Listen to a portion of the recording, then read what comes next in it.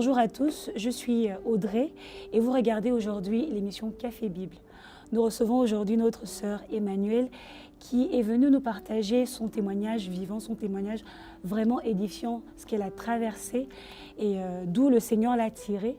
La sœur, est-ce que tu peux te présenter un petit peu à tout le monde pour qu'on puisse savoir qui tu es? Bonjour à tous, donc Emmanuelle, j'ai 37 ans, je suis maman d'une petite fille de 9 ans, mariée, je travaille en banque et j'évolue dans une église Source de Vie ADD à Sarcelles. Alors sœur Emmanuelle, est-ce que tu peux nous parler un petit peu de toi, nous dire ce qui t'emmène ici, ce que le Seigneur a fait pour toi, ce que tu as traversé?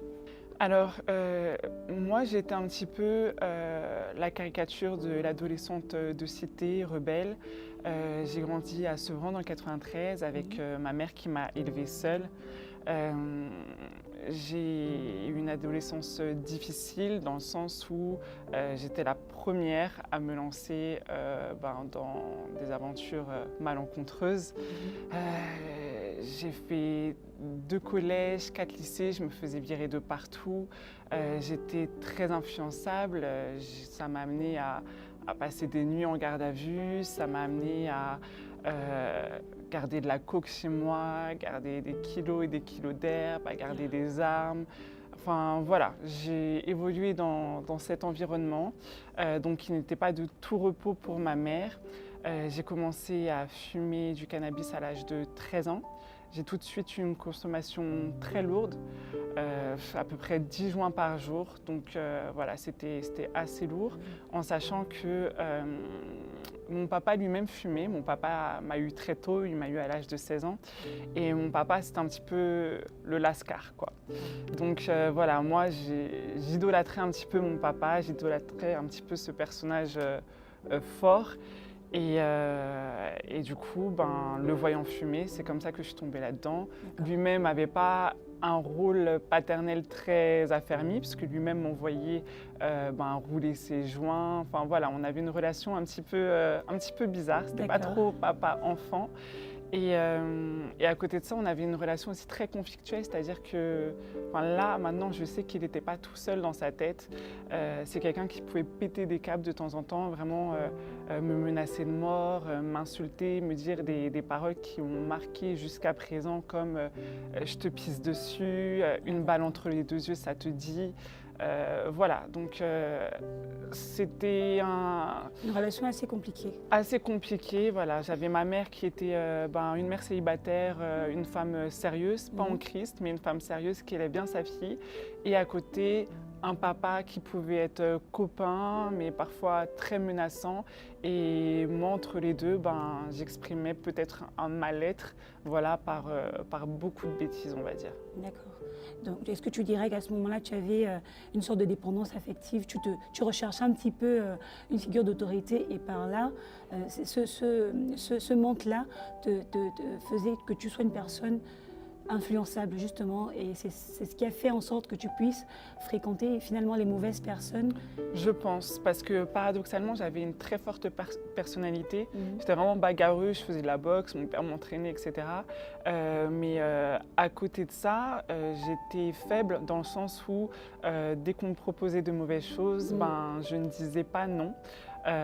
Pourtant, je connaissais le Seigneur parce que ma grand-mère paternelle m'avait emmenée à l'école du dimanche jusqu'à mes 12 ans à peu près. Donc je connaissais le Seigneur et je le priais de temps en temps quand j'avais des problèmes. Il répondait d'ailleurs à mes prières. Mais voilà, je vivais ma vie mondaine, je parlais de dépendance affective.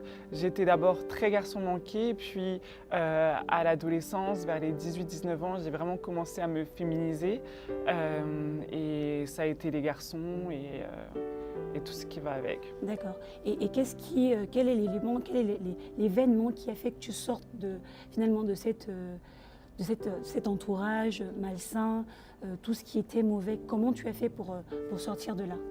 D'accord. Alors, à l'âge de 22 ans, parce que du coup, j'avais eu mon bac avec difficulté, parce que l'année du bac, je m'étais fait virer, j'avais plus d'école. Donc j'ai quand même pu passer mon bac, je l'ai eu sans problème. Mais enfin voilà, je ne voulais pas poursuivre les études, donc je me suis dit que ce qui pallierait à mon manque d'éducation entre guillemets, ce serait peut-être les langues. Comme j'étais bonne à l'école en anglais, je me suis dit que j'allais partir en Angleterre, essayer d'approfondir mes connaissances et les solidifier. Donc je suis partie à Londres sur un coup de tête, c'est-à-dire je sortais en boîte la veille et le lendemain matin, j'avais 300 € en fait sur mon compte et le lendemain matin, j'ai fait ma valise et j'ai dit à ma mère, écoute, je pars. Je me souviens, c'était au mois de décembre, j'avais une valise cassée, j'ai dit je pars. Donc je suis partie. Je suis partie vivre à Londres. À la base, c'était pour une expérience de 6 mois. J'y suis restée 3 ans. Parce qu'on m'a demandé en mariage là-bas et j'ai fui. Bon, ça, c'est une autre histoire. Mais j'ai atterri là-bas. Je me suis débrouillée comme je pouvais. Et puis, j'ai une amie de France, au final, qui m'a rejoint. On a pris une coloc ensemble et elle a donné sa vie au Seigneur. Et du coup, la voyant évoluer avec le Seigneur, je l'enviais. Je l'enviais. Et donc, j'avais dit à Dieu, vraiment, il va falloir que tu me touches, un de ces 4, mais quand tu vas me toucher, il va falloir que ce soit vraiment de manière radicale, parce que moi, je n'ai pas de volonté. Tu connais mes addictions, j'avais de gros problèmes aussi, on va dire, j'étais très, très impulsive. Vraiment, je pouvais être dans une pièce et tout casser si ça ne va pas, ou je pouvais rester 3 jours dans ma chambre dans le noir. J'avais 2 paquets de Marlboro dedans, il n'y avait que des joints roulés avec mes packs de DSP. Je mettais du reggae, parce que j'étais vraiment... On adore Dieu seul, mais à l'époque, vraiment, mon Dieu, c'était le reggae. J'adorais le reggae. Je pouvais rester comme ça 3 journées, sans me laver même, à fumer, à écouter du reggae et à boire. Et du coup, j'avais dit à Dieu, vraiment, il faudra que tu me délivres de tout ça, mais instantanément, quand je te donnerai ma vie. Donc, j'ai vu mon ami évoluer et je l'enviais. Donc, je pense que déjà là, le Seigneur commençait à me travailler. Donc, je suis rentrée en France 3 ans après.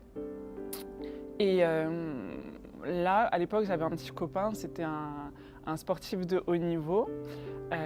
Il faisait ce qu'on appelle du K1, c'est un type de boxe. Et cette personne-là était assez agressive. Et un jour, dans un épisode de violence, entre guillemets, là, c'était parti trop loin. Et je lui avais dit, écoute, là, je crois que c'est un point de non-retour. Parce qu'il te battait? Il ne me battait pas. Non, il ne me battait pas. Mais là, les coups sont passés à côté de moi, quoi. Voilà. Et donc, je lui ai dit que c'était un point de non-retour et qu'il me voyait actuellement sans emploi, une débauchée entre guillemets, qui fume des joints toute la journée, qui n'a pas de perspective d'avenir, mais qu'un jour le Seigneur allait me toucher, que j'allais faire de grandes choses. Et je lui ai dit que lui était ténèbres et que moi je serais lumière et qu'on ne pouvait pas avancer ensemble. Donc voilà, point de non-retour avec cette personne. Et quelques mois après, j'ai rencontré le père biologique de ma fille. Donc cette personne, ça a changé vraiment de toutes les personnes. Anciennes relations. Exactement. Parce que là, il s'agissait d'un ingénieur, c'était plus un dealer ou un sportif avec qui j'avais des relations bancales ou violentes. C'est un ingénieur qui était posé dans sa vie et le fait que, lui ne fumait pas, il était vraiment carré et du coup, nos discussions qui étaient assez poussées, ça me forçait à ne pas fumer en journée. D'accord. Donc déjà, c'était... À rester sobre. Ouais, tout à fait. Donc déjà, c'était un gros pas parce que, vraiment, moi, je ne pouvais pas passer 2 heures sans avoir roulé un joint. C'était vraiment quelque chose... C'était pour moi impossible de trouver sommeil sans fumer. C'était vraiment impossible. Et là, du coup, j'ai pu avoir des journées moins ennuagées, on va dire. Voilà, moins enfumées. Donc, c'était déjà un premier pas, mais je me rattrapais le soir. Et il s'avère que je suis tombée enceinte de ce jeune garçon. Ça faisait à peine 6 mois qu'on était ensemble. Moi, personnellement, j'avais déjà vécu l'avortement en Angleterre et comme j'étais pro-féministe, pour moi, une femme, ça s'habillait comme elle voulait, elle faisait ce qu'elle voulait de son corps. J'avais aucun souci avec l'avortement. Je l'avais bien vécu à l'époque. Donc, je suis tombée enceinte, je me suis dit, Et il t'était déjà arrivé d'avorter avant de... Voilà, j'avais déjà avorté et ça ne m'avait pas posé de soucis éthiques ou même séquelles psychologiques par la suite. C'était normal. Donc là, on comptait avorter. Sauf que à chaque fois que je prenais rendez-vous, c'est comme si quelque chose en moi me disait de ne pas le faire. Et ce quelque chose devenait de plus en plus fort, de plus en plus présent. Et je me suis dit, mais mince, je ne vais pas pouvoir avorter alors que je n'avais pas de travail. Je vivais en coloc avec des potes. Dans ma coloc, on avait un pote qui avait fait des allers-retours en prison. Il était complètement schizophrène. La nuit, il se levait. Il était musulman. Il disait que c'était le fils d'Iblis.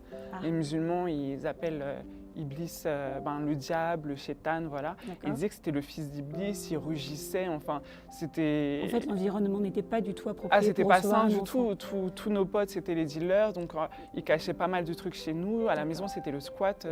Dans l'appartement, c'était... Voilà, c'était vraiment de la fumée partout, même aux toilettes, dans la salle de bain, ça sentait le shit et tout. Donc un environnement vraiment pas propice à accueillir un enfant. Je te disais, de par ma condition sociale, de par mon caractère, etc., de par mes addictions. Et malgré tout, cette voix se faisait de plus en plus présente, vraiment de plus en plus forte. Jusqu'au dernier rendez-vous, je suis sortie en pleurs. Là, on m'a fait le monitoring, on m'a fait écouter le cœur du bébé. Et je me suis dit, mince, je ne vais pas pouvoir avorter. Et moi, je n'aimais pas les enfants à l'époque, vraiment, caractère au secours. Je n'aimais vraiment pas les enfants. Et ce jour-là, j'ai décidé d'appeler ma mère. Et ma mère, entre-temps, elle était devenue chrétienne. Elle avait donné sa vie au Seigneur peut-être 5-6 ans auparavant. Et je l'ai appelée et je lui ai dit, écoute maman, je suis enceinte. Et je lui ai dit, pourtant tu connais mes addictions, tu connais ma vie. Je ne veux pas les garder, mais je me sens pas bien, aide-moi. J'ai appelé ma mère au secours. Et elle m'a dit, tu sais quoi, hier j'ai eu un songe. Et dans ce songe, elle se voyait tenant un bébé dans les bras. Moi j'étais à côté et on souriait toutes les deux. Amen. Ma mère, elle ne peut plus avoir d'enfant. Donc elle s'était dit forcément, c'est Emmanuel. Voilà. Et elle m'a dit, voilà le songe que j'ai fait. Elle dit, tu connais mes convictions religieuses. Pour moi, l'avortement, ce n'est pas correct, mais peu importe ta décision, je vais te soutenir. Maintenant, sache que si tu gardes l'enfant, je serai là, je vais t'aider. Avec ton beau-père, on va te soutenir. Enfin, sache que tu n'es pas seule. Et en fait, c'est comme si j'avais besoin qu'une personne qui a autorité sur moi me dise, garde l'enfant et t'inquiète, on est là, quoi. Donc, j'ai raccroché, je me suis dit, ok, je vais garder cet enfant. Je suis rentrée dans la coloc et ce soir-là, en plus, il y avait tous mes potes, on était dans la salle à manger et je leur ai dit, écoutez, je vais garder l'enfant. Et là, ça a été comme mon jugement. On m'a dit, mais t'es folle, c'est pas un cadeau pour l'enfant, enfin voilà.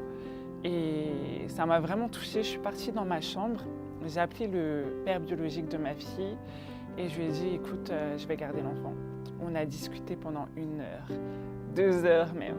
Et il essayait de me convaincre de l'enlever. Et non, j'étais pas d'accord. Donc il m'a dit, dans ces cas-là, tu vas l'assumer seule. J'ai dit d'accord.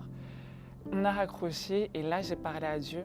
Et c'était la première fois que je parlais à Dieu avec un cœur tellement ouvert.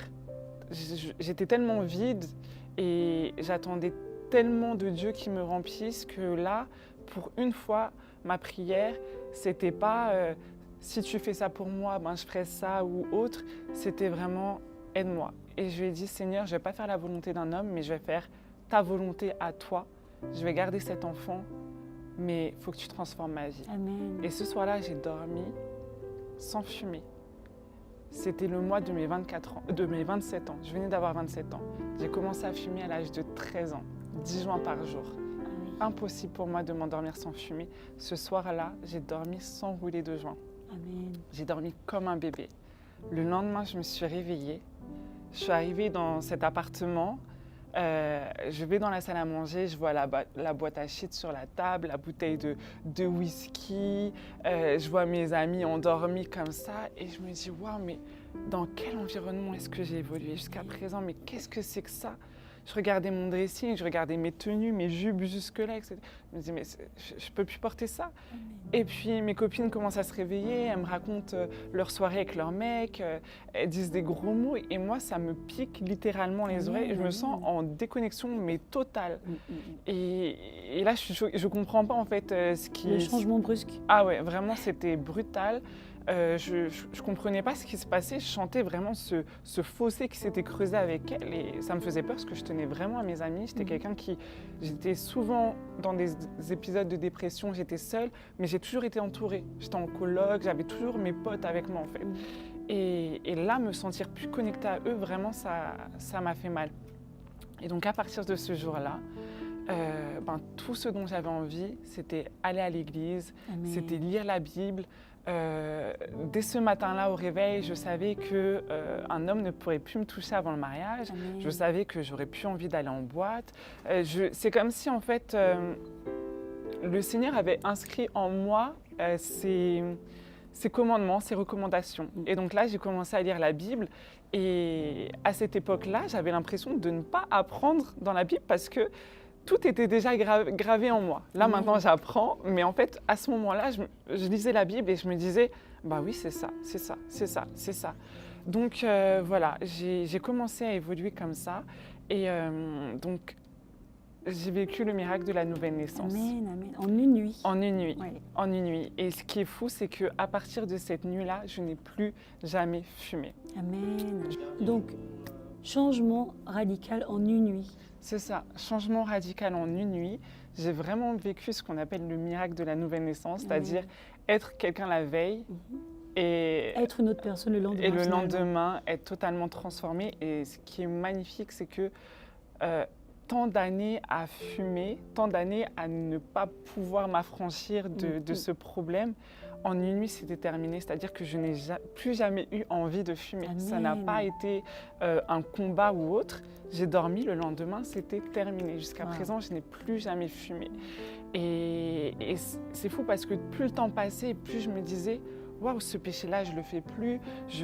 Pour la gloire de Dieu, je me livre intimement. La masturbation, c'était terminé. Enfin, toutes ces choses-là qui me tenaient, ça a été terminé. Ma bouche a été nettoyée. Est-ce que tu as eu une petite crainte plus tard te dire que est-ce que je vais retomber dans mes travers, ou tu avais vraiment la conviction que ça y est, c'était plus possible? Je ne m'étais pas posé la question en fait, j'étais une nouvelle personne et ces choses-là ne faisaient plus partie de ma vie, mais je réalisais à quel point Dieu est un Dieu de miracles, c'est-à-dire que même au-delà de ma volonté, dans le sens au-delà de ma motivation pour sortir de là, mon souhait, c'était de sortir de là. Il a exaucé mon souhait, mais il n'a pas eu besoin que je sois motivée. Il n'a pas besoin que je travaille à quelque chose. Maintenant, ce qui m'incombe, c'est de maintenir l'état de sainteté, de sanctification qu'il m'a donné. Ça, c'est mon travail. Mais à l'instant T, il a fait radicalement. Et du coup, ça revient à la prière que j'avais faite. J'avais dit, Seigneur, moi, si je te donne ma vie, il faut vraiment que ce soit comme un claquement de doigts. Et ça a été vraiment radical et je rends gloire à Dieu pour ça. Et voilà, en une nuit. Et ce n'est pas la seule nuit qu'il a fait quelque chose parce que si je continue un petit peu dans les miracles, donc du coup, je suis dans cet appartement, je suis enceinte, je décide de garder l'enfant, il me transforme, c'est merveilleux. Mais je ne pouvais pas rester dans cet appartement. Il fallait que je parte. Et je ne travaillais pas, je regardais sur Internet, les studios, c'était plus de 600, 700 € pour des petits studios insalubres. Et je me disais, mais il faut que je parte, mais comment faire, Seigneur? Et un soir, je me suis dit, demain, je pars de la colocation. Je continuerai à payer le loyer jusqu'à la fin du mois, mais je ne peux pas évoluer ici. Il y a trop de... C'est trop mauvais. Négative, Ah oui, c'est trop négatif. Maintenant que j'avais donné ma vie à Christ, tu ne te sentais plus dans ton environnement? Non, vraiment, dès que je rentrais dans l'appartement, je n'étais pas bien. J'étais vraiment pas bien. Tu sentais l'atmosphère spirituelle sombre, c'était trop lourd. Et étant enceinte, il fallait vraiment que je m'épargne le plus de stress possible. Oui, forcément. Et ce qui est fou, c'était qu'avec cette amie, qui était donc schizophrène, qui avait ses accès parfois dans la nuit de folie un petit peu, Manu, qui était mon pote, en fait, on ne se supportait plus. Dès lors que le Seigneur est intervenu, on ne se supportait plus, c'était fou. Et du coup, j'ai demandé au Seigneur, un soir encore, j'ai dit, il faut que tu me sortes de cet appartement. Donc le lendemain, j'avais pris mes bagages, j'avais décidé de dormir chez ma grand-mère le soir même. Et alors que j'étais dans les transports, parce que par sa grâce, il m'avait donné accès à une formation, j'étais dans les transports et je pleurais parce que la veille, je m'étais du coup disputée avec cette amie schizophrène. Et en fait, le fait de voir ce gap entre mes amis et moi, mes amis qui étaient toute ma vie, en fait, ça me pesait. C'était beaucoup plus difficile pour moi de me détacher d'eux que la séparation d'avec le père biologique de ma fille. Je ne souffrais même pas de ça, entre guillemets, mais c'était vraiment la déconnexion d'avec mes amis. Et je pleurais dans les transports. Je pleurais. Et là, je reçois un message d'une sœur de l'église qui dit « Aujourd'hui est un jour de joie et d'allégresse ». C'est un psaume et je lis ça et je dis « C'est ça, bien sûr ». Et je pleure. Juste après, je reçois un message de ma mère dans Philippiens qui dit « Le Seigneur exauce au-delà de ce que nous demandons et pensons ». Et je dis Amen, mais là je suis triste. Et je reçois un appel de ma grand-mère et elle me dit, tu sais, l'appartement juste à côté du mien, il est vacant. La propriétaire, elle habite à Grenoble et elle me dit que les locataires sont partis. Et elle m'a demandé de regarder un petit peu ce qui se passait dans l'appartement parce qu'il y a des travaux et elle veut que je supervise un petit peu en son absence. Et elle m'a dit, je lui ai dit que ma petite fille, elle était enceinte, qu'elle était au chômage, qu'elle cherchait un appartement. Et tu sais quoi? Elle a dit que tu pouvais venir le visiter. Amen. Et j'ai dit gloire à Dieu. Amen. La veille, j'avais prié quand même pour un appartement. Et avec ces messages en plus qui présageaient de ce qui allait se passer. Donc en effet, c'était un jour de joie et d'allégresse et le Seigneur exauçait au-delà de ce que je demandais. Donc le soir même, je suis partie visiter cet appartement et on va peut-être le voir au montage de la vidéo. Quand j'ai visité l'appartement, sur la porte, c'était une porte en bois ébène et il y avait un espèce de bibelot avec écrit « Jésus t'aime » qui était collé juste au-dessus du Judas, tu vois, de l'œil. Quand j'ai vu ça, j'ai pleuré. Voilà. Tu t'es dit ça y est. Je me suis dit vraiment, tu es là, tu es présent, tu m'accompagnes dans ces moments difficiles. Et l'appartement, il était semi-meublé. Donc moi, j'étais déjà en colocation, donc j'avais des meubles qui m'appartenaient, mais j'avais pas de quoi meubler tout un appart. Et bien là, le Seigneur fait les choses parfaitement, c'est-à-dire ce qui était déjà dans l'appartement, je ne l'avais pas, et ce qui n'y était pas, je l'avais. Du coup, j'ai emménagé, voilà, comme ça. Et le Seigneur m'a béni vraiment au-delà de mes espérances, parce que du coup, moi qui ne travaillais pas, pour ma fille, j'ai obtenu de quoi la vêtir jusqu'à au moins ses 3 ans. Donc je vous disais, j'étais du coup voisine de ma grand-mère, c'est-à-dire si on abattait le mur de mon appartement, j'atterrissais chez ma grand-mère, quoi. Donc moi je travaillais pas, ma grand-mère c'était mon restaurant, elle me soutenait, enfin c'était vraiment magnifique. J'ai vraiment surfé sur la vague jusqu'à mon accouchement. Et autre miracle aussi dont je peux parler, c'est que du coup mon niveau d'études c'était que le bac. J'avais certes l'anglais. Je réussissais en fait à trouver des petites missions d'intérim avant de tomber enceinte parce que je mentais beaucoup, je faisais des faux diplômes, etc. Mais là, j'ai dit à Dieu, j'ai dit écoute, lorsque ma fille aura 6 ou 7 mois, je voudrais trouver un travail, mais je suis maman célibataire, il me faut minimum 2 000 €. Je ne sais pas comment, juste avec un bac, mais minimum 2 000 €. Et j'ai prié, et là, j'ai pas menti. J'ai présenté mon CV tel quel, juste avec un bac. J'ai une mission d'intérim aux 6 mois de ma fille, donc ça correspond à ma prière. Au 7e mois, j'ai été embauchée en CDI. Et le Seigneur a permis que... j'étais assistante de direction du coup, a permis que mes patrons vraiment m'apprécient et m'ont permis d'intégrer un cursus de formation interne dans la banque qui m'ont permis de passer l'équivalent d'un Master 1. Donc, le raccourci vraiment entre ces personnes qui passent leur master, qui font cette formation en banque, qui sont en général directeurs d'agence, qui ont des licences ou qui passent à l'ITB, c'est Institut bancaire. Moi, en fait, juste avec le bac, voilà, j'ai pu faire cette formation de 18 mois. Moi qui étais nulle en bac, nulle en maths, pardon, j'avais eu 1 au bac en maths. Là, je suis ressortie majeure de ma promo pour un Master 1 Banque Finance. Donc le Seigneur m'a vraiment aidée, m'a vraiment accompagnée. J'ai pu du coup acheter ma maison par la suite. J'ai quitté quitté l'appartement. J'ai acheté ma petite maison, voilà, avec ma fille. J'ai changé de poste. Je suis passée cadre. Et vraiment, ça prendrait du temps que d'énumérer vraiment toutes les bénédictions, toutes les grâces. Et le Seigneur m'a permis aussi de rencontrer mon mari. Amen. Et voilà, aujourd'hui, j'ai une figure paternelle pour ma fille. J'ai un homme à mes côtés qui aime et qui sert le Seigneur. Amen, amen. Gloire à Dieu. Amen. Le Seigneur est merveilleux. Il est merveilleux. On a vraiment la certitude que le Dieu qu'on sert est un Dieu qui agit et qui transforme en une nuit, tu vois, une nuit. finalement. Et c'est merveilleux, c'est merveilleux. Et qu'est-ce que tu pourrais dire aujourd'hui, selon toi, à toutes ces personnes qui actuellement traversent, par exemple, cette situation de droguée ou de maman seule? Oui. Qu'est-ce que tu pourrais leur dire pour les encourager? D'accord. Bien, à toute personne qui traverse des moments difficiles, que ce soit la situation que j'ai vécue ou peu importe une personne qui se retrouve au pied du mur, j'ai envie de dire que le moment, c'est maintenant, en fait. Le moment de se dire, ok, ben là, j'ai atteint mes limites, de passer le relais à Dieu, c'est maintenant. Et de passer le relais à Dieu pour sa situation spécifique, mais surtout pour toute sa vie, le laisser au contrôle, se dire que c'est maintenant. Amen. Parce qu'il n'y a que comme ça, au final, qu'on va pouvoir le voir agir et qui va pouvoir nous sortir de tout ça et transformer nos vies.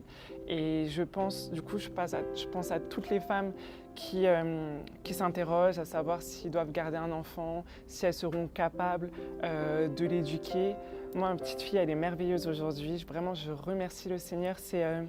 Au final, c'est le cadeau de Dieu et ça a été le moyen pour Dieu de me sortir de ma vie de débauche. Je dis tout le temps à ma fille qu'elle a été un instrument puissant entre les mains du Seigneur. Amen, amen. Elle s'appelle Netzaya et ça veut dire éternité, victoire en hébreu. Et j'ai pris ce prénom parce qu'au final, c'est le témoignage que Dieu m'a permis d'avoir la victoire sur mon péché pour m'ouvrir les portes de l'éternité.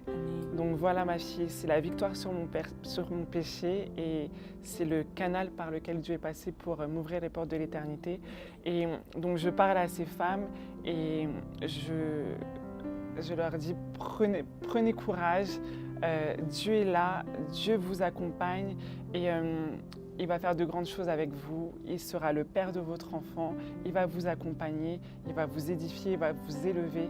On a beaucoup d'exemples de sœurs comme ça, on peut regarder sur internet, je pense à Charlotte Godfirst qui est une influenceuse chrétienne qui a élevé aussi son fils seul, qui est marié à présent, qui a beaucoup de renommée sur les réseaux. Je pense à une sœur qui s'appelle Gladys aussi, qui maintenant travaille pour enseigne-moi.com, il me semble, qui a sa propre émission. Enfin voilà, beaucoup de sœurs qui aujourd'hui font de grandes choses pour le Seigneur. Il y a le pasteur aussi Amaya Sephora, la femme de Semayas, qui a été aussi maman célibataire. Donc voilà, lorsqu'on s'en remet au Seigneur, il nous fait vraiment surfer sur la vague et notre avenir est entre ses mains. Amen, gloire à Dieu. Vous l'aurez compris, il faut faire confiance au Seigneur, quelle que soit la difficulté que vous traversez. Si vous croyez véritablement que le Seigneur peut vous toucher, si vous vous abandonnez au Seigneur, il est vivant et il agit encore. Nous te remercions, Sœur Emmanuelle, pour ce merveilleux témoignage. Et nous vous donnons rendez-vous pour la prochaine fois. Soyez bénis et surtout, gardez la foi. Amen. Amen.